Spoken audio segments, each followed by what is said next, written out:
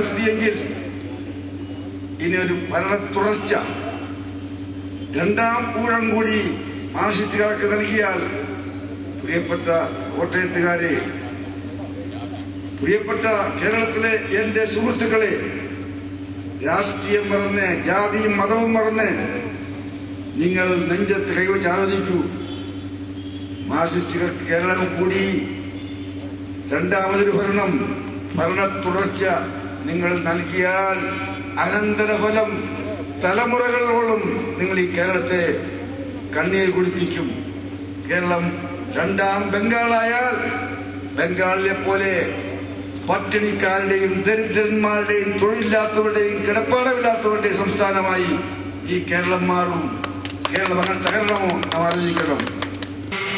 4 promotion അനധികൃതം. ആദരപൂർവ്വം